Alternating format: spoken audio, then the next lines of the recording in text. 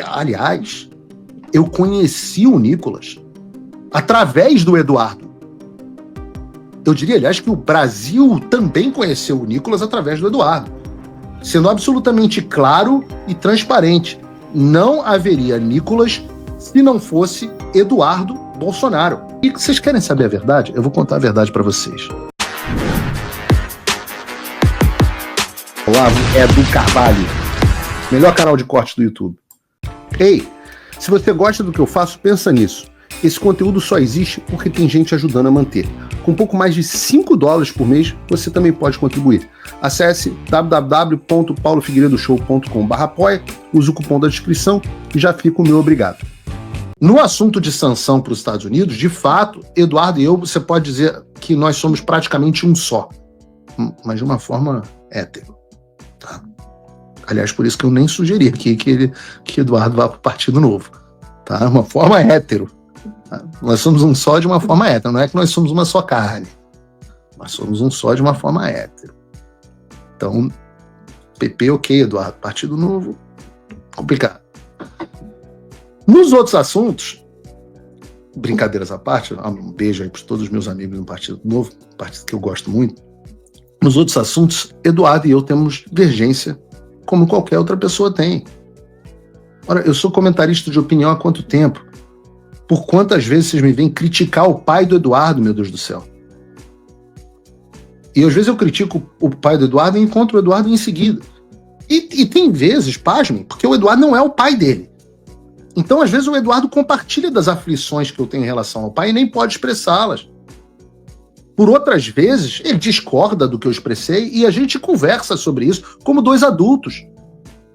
Outro dia, Eduardo e eu estávamos discordando publicamente no X a respeito da postura do pai em relação à piada do Alexandre ser vice dele lá no tribunal. E o Eduardo ainda falou, quer que eu apague? Porque eu, tô aqui dando uma porrada no comentário que você fez. Eu falei, pelo contrário, deixa essa porra aí. Vamos na porrada publicamente. Ele riu e ficou isso mesmo. Então, esse papinho de o economista Paulo Figueiredo, aliás, o que é uma fake news, porque eu não exerço a profissão de economista, apesar da minha formação extensa na área, eu não atuo como economista, mas a história do economista Paulo Figueiredo, ligado, próximo a Eduardo Bolsonaro, vai pastar com esse troço. Eu agora tenho que ficar responsável pelo que eu digo é motivo de treta do Eduardo? Mas quer saber o que o Eduardo pensa sobre o Nicolas? Pergunta a ele. Eu vou dizer assim, eu tenho que ser honesto com vocês. Nunca vi o Eduardo falar mal do Nicolas. Pelo contrário. Para mim, sempre elogiou. Aliás, eu conheci o Nicolas através do Eduardo. Eu diria, aliás, que o Brasil também conheceu o Nicolas através do Eduardo. Sendo absolutamente claro e transparente. Não haveria Nicolas se não fosse Eduardo Bolsonaro. Eu sou testemunha disso. Eu tive o privilégio de, no CPEC, acho que de 2020, salvo engano, ver um menino lá, serelepe, brilhante, articulado, brincalhão, bem-humorado, cristão, mas que não passava do assessor do carregador de pasta lá, do então vereador de BH, Bruno Engler, que foi chamado na comitiva do Eduardo Bolsonaro para o CPEC. E eu posso dizer que, honestamente, eu me apaixonei pelo Nicolas ali. Eu me apaixonei com o Nicolas, é amor verdadeiro, porque eu me apaixonei por ele quando ele era um Zé Porra. Eu me apaixonei de forma hétero, volto a dizer aqui, não estamos no Partido Novo, mas eu me apaixonei de forma hétero pelo Nicolas, naquele momento. Então, esse é amor sincero, quando você se apaixona não pelo cargo que o cara tem. Eu cago pra esse troço, pô. Mas por quem ele é. Eu sempre vi no Nicolas um exemplo pro jovem. E de lá pra cá, o Nicolas cresceu em todos os aspectos. Ele cresceu em tamanho, volto a dizer, carregado pelo Eduardo e pelo Jair. Ele cresceu em maturidade, ele cresceu em visibilidade. E nesses anos todos a minha amizade por ele também sempre cresceu. Por várias vezes eu encontrei pessoalmente o Nicolas quando vinha aos Estados Unidos, eu fazia o esforço de encontrá-lo porque eu sempre fui um entusiasta do Nicolas, pública e privadamente. Ora, a gente esteve junto, inclusive, no Congresso dos Estados Unidos, acho que em 2023. Estivemos juntos logo antes dele ir lá falar na ONU. Ele deu meio que um perdido quando foi falar na ONU, mas nós estivemos juntos no Congresso. Nós fomos juntos ao respeitado podcast do Patrick Bet-David aqui nos Estados Unidos. Se você assistir a entrevista, você vai me ver exaltando publicamente o Nicolas como o futuro do Brasil. O Eduardo estava lá. Geyer, Eduardo, Nicolas e eu. Se você olhar todas as minhas manifestações públicas sobre o Nicolas, elas foram de entusiasmo, foram de defesa. Aliás, em todos os relatórios, em todas as conversas, em todos os documentos que eu produzi para a Casa Branca sobre perseguição política a deputados, o Nicolas e os abusos sofridos por ele estão lá, como vítima, com destaque. No meu depoimento na audiência no Congresso dos Estados Unidos em 2024, eu cito o caso Nicolas, que, aliás, foi convidado, foi pedido para ele aparecer lá para dar força no evento, mas ele não apareceu e não me lembro de ter ajudado a repercutir também o evento. Fala pessoal, tá gostando desse vídeo? Não esqueça de deixar o seu like e se inscrever no canal Olavo Edu Carvalho para receber notícias quentíssimas todos os dias. Isso ajuda demais o nosso trabalho e o YouTube irá recomendar para mais pessoas. E o Nicolas esteve lá nesses anos as tretas dele, teve treta com Bruno Engler. Eu nunca me meti nisso. Deixa a política interna para os políticos, depois fizeram as pazes, que bom. Eu evito me meter em briga de amigos em comum. Ficou quente aqui, o ar-condicionado desarmou. Eu evito, exceto se for para ajudar, para reaproximar. E o Nicolas é o maior comunicador hoje da direita brasileira, eu afirmo sem a menor dúvida. Aquele gráfico que ele adora mostrar, onde ele hoje é o líder da direita visto de forma mais favorável, ele faz questão de mostrar sempre acima do próprio Jair Bolsonaro, é fruto desse excelente trabalho de comunicação dele. Ele é incrível, ele é inteligente, ele é articulado, ele é carismático. É uma das poucas pessoas que, quando fala, eu tenho a humildade de falar assim, caramba, o Nicolas articulou isso melhor do que eu teria feito. E isso é raro.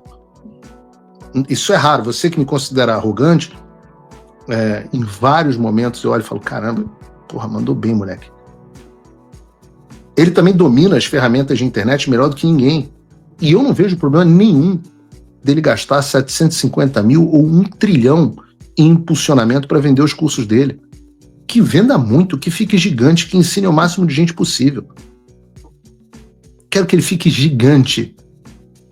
Só que tem uma coisa. Aquele negócio que o Peter Parker, né? A gente que Legibia aprendeu com o Peter Parker. Peter Parker aprendeu com o tio Ben. Nós cristãos aprendemos na Bíblia que grandes poderes trazem grandes responsabilidades. Né? Na versão bíblica dos evangelhos está um pouquinho diferente. Mas a quem muito foi dado, muito será cobrado, é mais ou menos a mesma coisa. E a quem muito foi dado, muito será cobrado. E eu fui reparando no tempo que alguma coisa tinha acontecido. Eu não sei dizer quando, né? Porque nós sempre conversamos muito. E conversamos sobre as nossas divergências que às vezes acontecem. Por exemplo, há uma dicotomia, há um trade-off, na verdade, válido, que eu já apresentei a vocês aqui no programa, entre a política real e a política ideal. Ou que se chama de entre o idealismo e o pragmatismo. Nós já falamos sobre isso. E eu acho que cada lado pode ter um bom ponto de vista. Essa é uma discussão justa. Por exemplo, vou dar um exemplo para vocês. Na eleição da Câmara, da presidência da Câmara, da eleição do Hugo Mota, o Nicolas claramente achou que era um erro apoiar o Hugo Mota, apesar da orientação explícita do Jair Bolsonaro. Eu achava que valia a pena o apoio, porque a gente teria, quando eu digo a gente, eu digo a oposição, teria espaço e diálogo em comissões importantes, como, por exemplo, a de Relações Exteriores, em vez de ficar sem ganhar nada e perder de qualquer jeito, que foi o que aconteceu no Senado na eleição anterior. Eu achava que esse racional valia a pena, porque para o plano que eu tinha, para o plano que eu visualizava para o Brasil, que passava por a pressão internacional que estava acontecendo. Eu precisava da posição da Comissão de Relações Exteriores, por exemplo. Eu precisava de um presidente da Câmara que tivesse diálogo com o PL e pelo menos boa vontade para ouvir. Existe. A gente sabia que o Alexandre ia chantagear o Mota. Ninguém achou que o Mota era maravilhoso. Mas houve essa discussão. O Nicolas tinha uma outra posição. Ele tinha a posição que a gente devia manter uma posição ideológica, anti-centrão, anti-establishment 100%. A posição dele era idealista, a minha posição era mais pragmática. E vocês querem saber a verdade? Eu vou contar a verdade para vocês. Eu até hoje não tenho 100% de certeza. Porra do mosquitinho. Eu não tenho 100% de certeza que a minha posição estava correta. Talvez não devêssemos ter apoiado o Mota. Eu ainda acho que deveríamos, mas talvez não. Porque é difícil, não é uma escolha fácil. Tem escolhas que são fáceis. Essa não era. Outro caso interessante, o caso do Mr. M, o Pablo Marçal. Esse foi mais esquisito, porque eu não sei se vocês lembram, teve minha treta com o Marçal, e aí o Marçal fez uma declaração escrotíssima, dizendo que eu estava preso nos Estados Unidos e ele livre no Brasil. E aí o Nicolas me ligou. Não digo pra você que nós somos amigos, eu digo que ele me ligou falando, pô, Paulão, viagem essa declaração do Marçal, que absurdo. Que é isso, cara? Que absurdo o cara ter dito isso. Ele falou, pô, é por isso que esse cara sempre buscou se aproximar de mim, mas eu já sabia que ele tinha uma personalidade duvidosa. E a gente comentou sobre como, para nós, cristãos, aquele cara que usa o nome de Deus em vão comete o pecado imperdoável, que é o Mr. M. Então eu confesso que, por exemplo, eu fiquei já naquela época um pouco surpreso de ver o Nicolas de roxinho colado com o Marçal, basicamente apoiando ele nas eleições de São Paulo. Mas a política tem dessas coisas, né? Às vezes a gente talvez tenha que apoiar o mau caráter que sacaneou teu amigo e tal. Às vezes a política tem dessas coisas. Nesse caso, acho que talvez a posição dele tenha sido mais pragmática e a minha mais ideológica. Não sei, porque... né?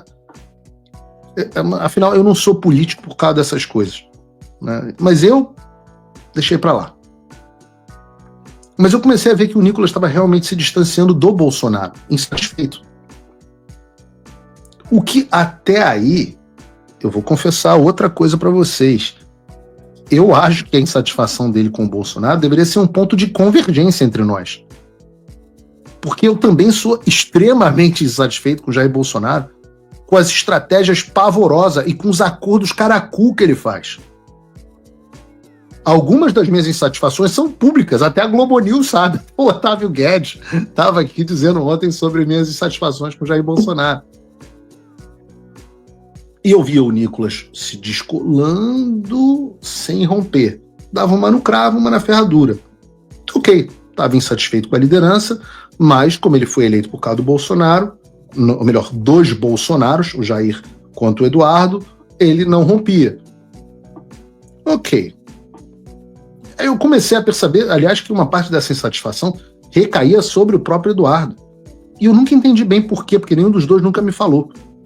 O Eduardo, inclusive, não queimava o Nicolas para mim. Sabia da minha amizade com o Nicolas e respeitava. E eu cheguei, num dado momento, a ligar para um monte de gente, inclusive para o próprio, em 2024, falando, pô, a gente tem que trazer o Nicolas para perto de novo.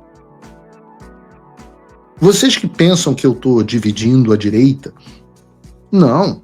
Eu fui a pessoa que mais defendeu que o Nicolas é importante estar junto com a gente, porque ele compartilhava dos nossos valores, da nossa cosmovisão, que é mais do que só os valores. Se você, como eu, está dormindo mais tranquilo agora que o Trump voltou à presidência, ótimo. Mas e o Brasil? Nosso país continua no buraco. A volta do Trump nos dá esperança, mas as coisas não vão se resolver sozinhas. Vai ser preciso muito trabalho, meu e seu. E não adianta xingar muito nas redes sociais achando que isso resolve alguma coisa. Não tem salvador da pátria, não tem um político que vai resolver por você. A responsabilidade é sua. Eu larguei tudo para me dedicar a isso. E você?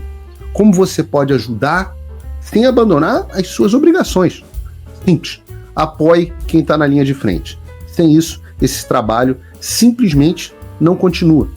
Acesse www.paulofigueiredoshow.com/apoie e com a partir de $5 por mês, garanta que isso siga em frente. Se puder ir além, torne-se meu patrono Gold e participe do meu grupo privado e ajude a definir as minhas próximas pautas. A diferença entre vencer e perder está na ação. Durma tranquilo, sabendo que você fez a sua parte. Obrigado por assistir o vídeo até o final. Se você já chegou até aqui, confere se já está inscrito no canal e se já deixou aquele like generoso. Estamos quase chegando a 1 milhão de inscritos e a sua ajuda é muito importante para levar o canal Olavo do Carvalho mais longe.